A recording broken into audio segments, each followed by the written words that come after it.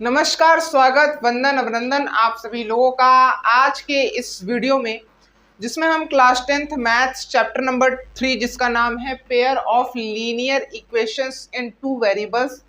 इस चैप्टर में हमने जितना भी कॉन्सेप्ट वाला पार्ट था वो सब पढ़ लिया है, जान लिया है, समझ लिया है। अब बारी है क्वेश्चन प्रैक्टिस की, जिसमें हम अलग अलग पैटर्न के क्वेश्चन को सॉल्व करेंगे, अटेम्प्ट करेंगे और ये जानेंगे कि किस तरीके से इस चैप्टर के जितने भी कॉन्सेप्ट हैं उनसे रिलेटेड क्वेश्चन बन सकता है और कैसे हमें उन्हें सॉल्व करना होता है और उन क्वेश्चंस को कैसे हमें समझना होता है। तो आइए बिना किसी देरी के श्री गणेश करते हैं आज के इस वीडियो का। साथ ही साथ आज के इस क्वेश्चन प्रैक्टिस वीडियो का पहला क्वेश्चन जो आपके स्क्रीन पर शो किया जा रहा है, जो कि चिल्ला चिल्ला के कह रहा है कि show that x is equals to 3, y is equals to 2 is not a solution of this system of linear equations 3x minus 2y is equals to 5 and 2x plus y is equals to 7। तो आइए इस question को solve करते हैं, इसको attempt करते हैं। तो इस क्वेश्चन में जो हमारा फर्स्ट इक्वेशन है वो है 3x minus 2y is equals to 5। दूसरा इक्वेशन है हमारा 2x plus y is equal to 7। अब इन दोनों इक्वेशंस का सोल्यूशन दे रखा है। जो x वाला सोल्यूशन है वो है 3 और जो वो y वाला सोल्यूशन है वो है 2। जब भी मैं y वाला सोल्यूशन बोलता हूँ ना तो मेरे मुंह से वो वाला सोल्यूशन निकलता है। तो ये सब ह्यूमन एरर है, ठीक है, लेकिन बोलते बोलते आदत पड़ जाएगी तो सब सही हो जाएगा, ठीक है। तो इस क्वेश्चन में हमें ये कह रहा है कि इन इक्वेशंस का जो x वाला सोल्यूशन है और जो y वाला सोल्यूशन है वो इनका सोल्यूशन नहीं है, वो इनका सोल्यूशन नहीं है। एक बार फिर से थोड़ा सा और सिंपल लैंग्वेज में बोलता हूं कि इसमें जो वेरिएबल है दोनों इक्वेशन में x और y, x की वैल्यू दिया है 3 और y की वैल्यू दिया है 2। हमें ये शो करना है कि ये दोनों values in pair of linear equation का सॉल्यूशन नहीं है। भाई जब हमें ये शो करना होता था कि दो given values given pair of linear equation in two variable के सॉल्यूशन है तो क्या करते थे, LHS is equal to RHS वाली परिस्थिति ला देते थे। तो हमें इस क्वेश्चन में उसी का उल्टा करना है, तो क्या करेंगे, LHS is not equal to RHS वाली परिस्थिति ला देंगे। क्या मेरी बात क्लियर है? तो कैसे लाएंगे, सबसे पहले हम दोनों इक्वेशन में x की वैल्यू और y की वैल्यू पुट कर देंगे, तभी तो LHS is not equal to RHS वाली परिस्थिति आएगी। तो चलिए पुट करते हैं। सबसे पहले इक्वेशन में सबसे पहला इक्वेशन हमारा गिवन है 3x minus 2y is equals to 5। अब वैल्यूज रखेंगे तो ये हो जाएगा 3 multiply by 3 minus 2 multiply by 2 बराबर 5। ये 3 3 जा 9 हो जाएगा, 2 2 जा 4 हो जाएगा बराबर 5। 9 माइनस 4 5 बराबर 5। भाई यहाँ तो LHS बराबर RHS वाली परिस्थिति आ गई है। इस क्वेश्चन में कैसे कह दे रहा है कि ये जो सॉल्यूशन, ये जो वैल्यूज हैं ये in pair of linear equation का सॉल्यूशन नहीं है। अब आपके मन में यही बात आ रही होगी, बिल्कुल एग्जैक्ट यही बात आ रही होगी, अरे भाई मैंने कितनी बार बोला कि हम पेयर ऑफ लीनियर इक्वेशन में जब भी सॉल्यूशन की बात करते हैं तो किसी भी एक इक्वेशन की बात नहीं करते, दोनों इक्वेशन के रेस्पेक्ट में बात करते हैं। तो यहाँ तो हमने एक इक्वेशन के रेस्पेक्ट में बोला, अभी दूसरा इक्वेशन बाकी है, दूसरे ही इक्वेशन से फाइनल होगा कि सॉल्यूशन है या नहीं है, ठीक है। तो अब आइए हम बढ़ते हैं इन दोनों वैल्यूज को इस इक्वेशन में रखने के लिए। तो दूसरा इक्वेशन हमारा 2x plus y is equal to 7। Value रखेंगे हो जाएगा 2 मल्टीप्लाई बाय 3 प्लस में 2 बराबर 7। 2 3 जा 6 प्लस 2 बराबर 7। 8 इज इक्वल टू 7। ऐसा कभी देखा है तुमने अपने अभी तक की जिंदगी में? कभी देखा है? जब नहीं देखा तो इज नॉट इक्वल टू का साइन लगाओ ना, लगा दिया। तो यहाँ आपको दिख रहा है LHS is not equal to RHS। तो यानी कि हमें ये पता चला इस पॉइंट पर आ करके कि ये x की वैल्यू और ये y की वैल्यू इन दोनों pair of linear equation in two variable का सोल्यूशन नहीं है। सॉल्यूशन नहीं है, ये सिंपली एक क्या है, ये सिंपली एक क्या है, वैल्यूज हैं। ठीक है, ऐसे ही हर क्लास में कोई ना कोई लड़का ऐसा होता ही है जो अपने माँ बाप को धोखा दे रहा होता है। माँ बाप को लगता है कि ये दोनों वैल्यूज इस पेयर ऑफ लीनियर इक्वेशन का सॉल्यूशन है, लेकिन असलियत क्या है, जब रिजल्ट निकलता है तब उन्हें पता चलता है, जब ये रिजल्ट निकलता है तब उन्हें पता चलता है कि ये दोनों गिवन वैल्यूज सिर्फ वैल्यूज हैं, सॉल्यूशन नहीं है इस pair of linear equation in two variable का। तो धोखा मत दो, ठीक है, पढ़ाई करो। अब आइए बढ़ते हैं हम इस वीडियो के सेकंड मोस्ट इंपॉर्टेंट क्वेश्चन पे। और अब जो अगला क्वेश्चन आपके स्क्रीन पे शो किया जा रहा है वो है ग्राफिकल मेथड वाले टॉपिक से रिलेटेड, ग्राफिकल मेथड वाले कॉन्सेप्ट से रिलेटेड। और ये भी बहुत ही जोर से चिल्ला चिल्ला के पुकार रहा है, कह रहा है कि solve graphically the system of linear equations 4x - 5y + 16 = 0 and 2x + y - 6 = 0। तो इस क्वेश्चन में जो पहला क्वेश्चन हमें गिवन है वो है 4x - 5y + 16 = 0, और जो दूसरा इक्वेशन गिवन है वो है 2x + y - 6 = 0। यही है ना? हाँ, यही है। अब हमें कहा जा रहा है इस क्वेश्चन में कि इन दोनों pair of linear equation in two variable का सोल्यूशन फाइंड आउट करना है। तो कैसे फाइंड आउट करेंगे? अब मैंने आपको पहले ही बता दिया था कि किसी भी क्वेश्चन में आपको कहा जाए कि given pair of linear equation in two variable का सोल्यूशन फाइंड आउट करो, तो आपको एक केस हमेशा आपके दिमाग में रख के चलना, जैसे देखो, जैसे पढ़ो, जैसे सुनो, तुरंत आपके दिमाग में टच करना चाहिए, क्लिक करना चाहिए कि यहाँ पे कौन सा केस है। यहाँ पर इंटरसेक्शन वाला केस है, जिससे हमें पता चलता है कि इसके इस pair of linear equation in two variable के only one number of solution है। और साथ ही साथ इसकी पहचानने की जो आइडेंटिटी होती है वो होती है A1/A2 is not equal to B1/B2। ठीक है, हाँ, ये बात क्लिक होनी चाहिए इतनी। अब इस क्वेश्चन में आगे हम क्या कर सकते हैं, आइए देखते हैं। इस कांस्टेंट को क्या हम इस तरफ लिख सकते हैं? बिल्कुल लिख सकते हैं। तो आइए लिख देते हैं। ये हो जाएगा 4x - 5y बराबर में -16। ये हो जाएगा 2x + y बराबर 6। ठीक है, अब हमें क्या कह रहा है कि ग्राफिकल मेथड्स की मदद से हमें इन दोनों इक्वेशन का, इन दोनों pair of linear equation in two variable का सोल्यूशन फाइंड आउट करना है।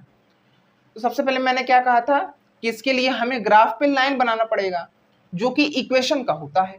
और किसी भी इक्वेशन से हम लाइन कैसे बनाते हैं, किसी भी दो पॉइंट का हम कोऑर्डिनेट किसी तरीके से फाइंड आउट कर लेते हैं। अब कोऑर्डिनेट कैसे फाइंड आउट करते हैं, आइए देखते हैं। मैंने बताया था, एक बार फिर से बता दे रहा हूँ। इस क्वेश्चन में 50% काम मैं करूंगा, 50% काम आप करिएगा। रिप्रेजेंटेशन का काम ग्राफ वाला आप करिएगा, बाकी जितना भी सॉल्व करने वाला काम है वो मैं कर दे रहा हूँ। ठीक है, फिर उसके बाद हम बनाते हैं डिब्बा। डिब्बे में बनाएंगे डिब्बा, डिब्बे में डिब्बा। ठीक है, एक डिब्बे में लिखेंगे x और एक डिब्बे में लिखेंगे y। ठीक है, और इसमें हम मान लेते हैं x की वैल्यू 1। तो जब हम इस x की वैल्यू की 1 को हम इस इक्वेशन में पुट करेंगे तो ये हो जाएगा 4 × 1 - 5y = -16। फिर सॉल्व करोगे, ये हो जाएगा 4 - 5y = -16। ठीक है, अब 5y की वैल्यू कितनी निकलेगी? 5y की वैल्यू निकलेगी 4 प्लस में 16। भाई 5y को इस तरफ भेज दो तो प्लस में हो जाएगा, ये -16 है तो इस तरफ भेज दोगे +16 हो जाएगा। ठीक है, तो इसकी वैल्यू आई 25y की वैल्यू। y की वैल्यू कितनी आई 4। तो x की वैल्यू 1 रखने पे y की वैल्यू कितनी निकली? 4 निकली। y की वैल्यू कितनी निकली? 4 निकली। मान लीजिए हम x की वैल्यू मान लेते हैं 6। कितनी मान लेते हैं? x की वैल्यू मान लेते हैं 6। तो जब पुट करेंगे हो जाएगा 4 × 6 - 5y बराबर -16। ये हो जाएगा 24 - 5y बराबर -16। अब ये हो जाएगा 24 + 16 बराबर 5y। ठीक है, 24 + 16 कितना होता है? 40 बराबर 5y, और y की वैल्यू कितनी आई? 8 आई। तो x की वैल्यू 6 रखने पे y की वैल्यू कितनी आई? 8 आई। ठीक है, अब हमें 2 पॉइंट्स का कोऑर्डिनेट मिल गया, 2 पॉइंट्स रखो ग्राफ पे और दोनों पॉइंट्स को ज्वाइन कर लो, लाइन बन गई उस इक्वेशन की। ठीक है, अब इसी बिल्कुल सिमिलर स्टेप से हम दूसरे इक्वेशन का क्या बना देते हैं, लाइन बना देते हैं। तो सबसे पहले हम फिर से वही दूसरा डिब्बा बनाएंगे, इक्वेशन रखेंगे 2x + y = 16, फिर डिब्बे में डिब्बा बनाएंगे, एक डिब्बे में लिखेंगे x, एक डिब्बे में लिखेंगे y। ठीक है, अब इसमें भी x की वैल्यू हम 1 मान लेंगे, तो ये हो जाएगा 2 × 1 + y = 6, ये हो जाएगा 3 + y = 6 और y की वैल्यू आ जाएगी 3। तो x की वैल्यू 1 रखने पे y की वैल्यू हो गई 3। क्या मेरी बात क्लियर है? क्या मेरी बात क्लियर है? अब अगर हम x की वैल्यू 2 रखते हैं तो y की वैल्यू क्या होगी, आइए देखते हैं। पुट करेंगे तो ये हो जाएगा 2 × 2 + y = 6, ये हो जाएगा 4 + y = 6, ये हो जाएगा y की वैल्यू 2। तो x की वैल्यू 2 रखने पे y की वैल्यू 2y। ठीक है, तो इसी तरीके से हमें दूसरी भी इक्वेशन के 2 पॉइंट्स के कोऑर्डिनेट मिल गए, उन दोनों पॉइंट्स को भी ग्राफ में रखेंगे, लाइन को जोड़ देंगे तो 2 लाइन मिल जाएगी। फिर जो लाइन जब हम बना देंगे ग्राफ में तो हमें ये दिखेगा कि सच में इंटरसेक्शन वाला केस है। ठीक है, फिर जिस पॉइंट पे दोनों लाइन इंटरसेक्ट कर रही हैं उस पॉइंट का कोऑर्डिनेट निकालो और उस कोऑर्डिनेट में जो x की वैल्यू है वही इन दोनों पेयर ऑफ लीनियर इक्वेशन का x वाला सॉल्यूशन है और उसमें जो y की वैल्यू होगी वही y वाला सॉल्यूशन है। तो इसी तरीके से हमें ग्राफिकल मेथड से किसी भी pair of linear equation in 2 variables का क्या फाइंड आउट करना होता है, सॉल्यूशन फाइंड आउट करना होता है। तो अब आइए बढ़ते हैं हम इस वीडियो के थर्ड मोस्ट इंपॉर्टेंट क्वेश्चन पर। ठीक है, और आप इस चैप्टर के जितने भी एनसीईआरटी क्वेश्चन है उसको सॉल्व करना शुरू कर दीजिए। ठीक है, आई होप कि आपने मेरे कहने पे चैप्टर 1 के सभी एनसीईआरटी क्वेश्चन साथ साथ चैप्टर 2 के सभी एनसीईआरटी क्वेश्चन को अटेम्प्ट कर लिया होगा। ठीक है, और पता है ना आपको, मैंने कहा था कि बैकलॉग = पाप, बैकलॉग पाप के बराबर है। ठीक है, और उसका रिजल्ट आपको 1 ही साल बाद दिखता है, ऐसा नहीं होता कि 6 महीने में दिख गया, 3 महीने में दिख गया, नहीं, उसका जो रियल रिजल्ट होता है वो आपको 1 साल बाद दिखता है, मार्च महीने में। ठीक है, हाँ, मार्च महीने या अप्रैल महीने में। ठीक है, अब जो तीसरा क्वेश्चन है वो आपके स्क्रीन पर है, जो कि कह रहा है चिल्ला चिल्ला के कि solve the following system of linear equations graphically 4x - 5y - 20 = 0 and 3x + 5y - 15 = 0. Determine the vertices of the triangle formed by the lines representing the above equations and the y-axis. अब एक बार फिर से वो लाइन पढ़िएगा, पहली वाली, जो कि लिखा है, जो कि कह रहा है चिल्ला चिल्ला कि solve the following system of linear equations graphically. तो solve the following system of linear equation graphically का मतलब ये है कि हमें given pair of linear equation का सॉल्यूशन ग्राफिकली फाइंड आउट करना है। ठीक है, तो ग्राफिकली फाइंड आउट करते हैं। इक्वेशन क्या गिवन है? इक्वेशन गिवन है 4x - 5y - 20 = 0 और दूसरा इक्वेशन गिवन है 3x + 5y - 15 = 0। ठीक है, तो क्या मैं कांस्टेंट को राइट साइड लिख सकता हूँ? बिल्कुल, तो लिख देता हूँ 4x - 5y = 20, 3x + 5y = 15। ठीक है, वही सिंपल सा स्टेप रहेगा कि सबसे पहले दोनों इक्वेशन का लाइन बनाएंगे, और लाइन कैसे बनाएंगे? दोनों पॉइंट्स का कोऑर्डिनेट फाइंड आउट करके। ठीक है, इक्वेशन की मदद से। तो इक्वेशन लिखेंगे सबसे पहला वाला, ठीक है, डिब्बा बनाएंगे, फिर डिब्बे में डिब्बा बनाएंगे, एक डिब्बे में लिखेंगे x, एक डिब्बे में लिखेंगे y। ठीक है, अब मान लीजिए हम x की वैल्यू रख देते हैं कितनी? मान लीजिए हम x की वैल्यू रख देते हैं 1। ठीक, तो x की वैल्यू जब हम 1 पुट करेंगे तो ये हो जाएगा 4 - 5y = 20। थोड़ा सा मैं डायरेक्टली कर रहा हूं, ये हो जाएगा 4 - 20 = 5y। ये थोड़ा सा कॉम्प्लेक्स फॉर्म में वैल्यू आ रही है, इसलिए हम इसको सॉल्व ना करके हम x की वैल्यू कुछ और मान लेते हैं। मान लीजिए हम x की वैल्यू को मान लेते हैं 0। ठीक है, मान लीजिए हम x की वैल्यू को मान लेते हैं 0। तो x की वैल्यू 0 रखने पे ये 4x पूरा खत्म हो जाएगा, ये बचेगा 5y माइनस इज 20 और ये हो जाएगा y इज -4। तो x की वैल्यू 0 रखने पे y की वैल्यू -4 आई। ठीक है, और x की वैल्यू 0 और y की वैल्यू -4, यानी कि जो पॉइंट बनेगा वो आपके y एक्सिस पे बनेगा, निगेटिव y एक्सिस पे बनेगा। ठीक है, अब इसी तरीके से हम दूसरे पॉइंट का कोऑर्डिनेट निकाल लेते हैं। मान लीजिए हमने दूसरा कोऑर्डिनेट ले लिया, मान लीजिए दूसरा कोऑर्डिनेट हमने ले लिया 5। ठीक है, कितना ले लिया 5।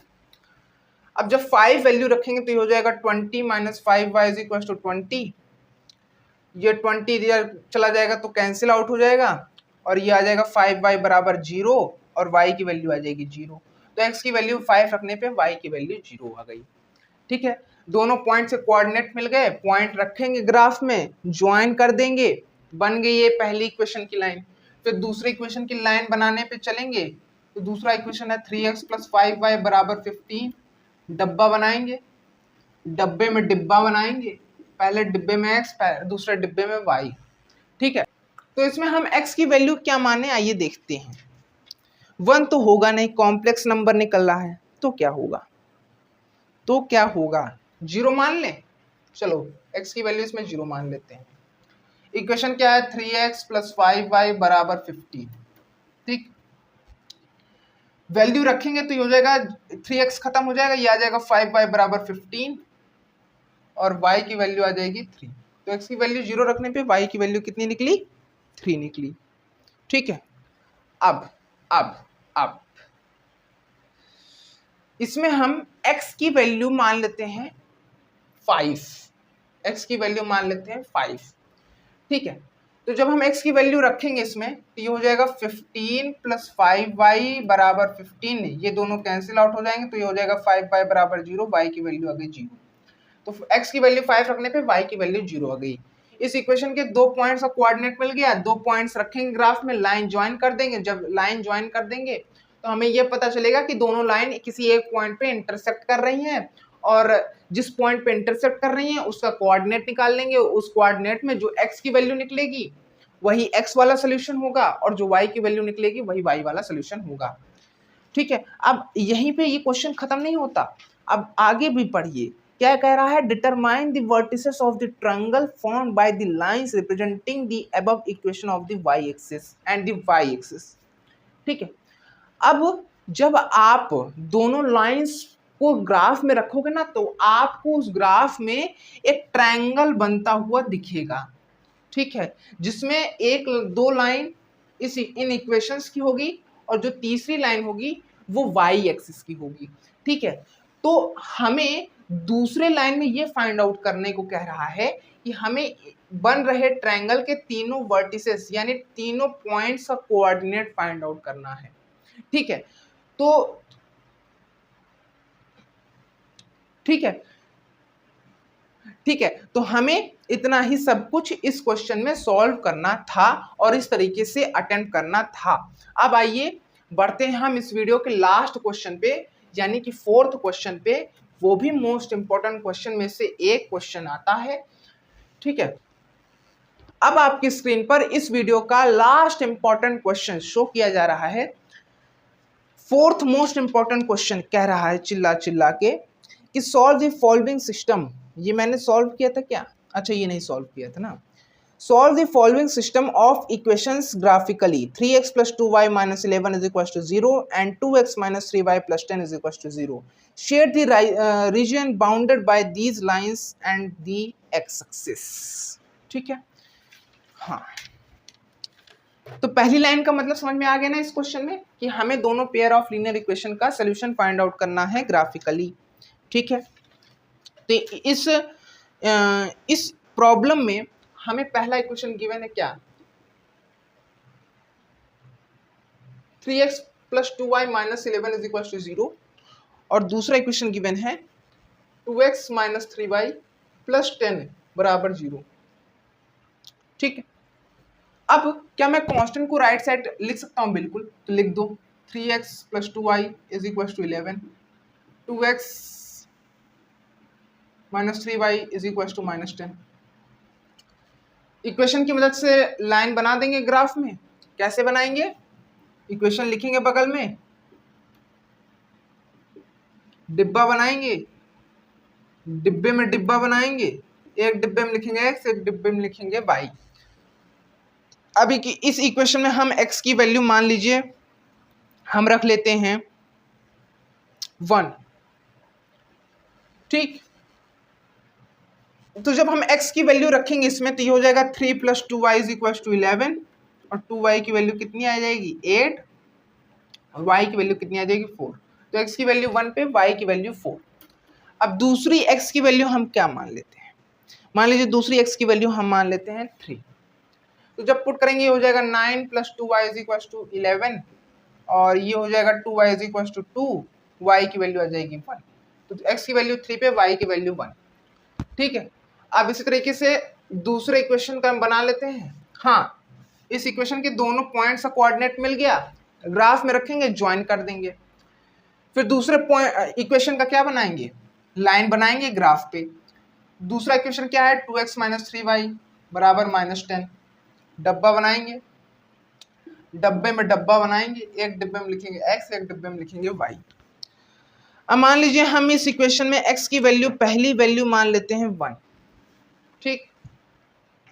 जब हम x की वैल्यू 1 मानेंगे तो ये, फिर इस 2 को इस तरफ भेजेंगे तो ये हो जाएगा -3y - 12, y की वैल्यू आ जाएगी 4। तो x की वैल्यू 1 रखने पे y की वैल्यू 4 निकली।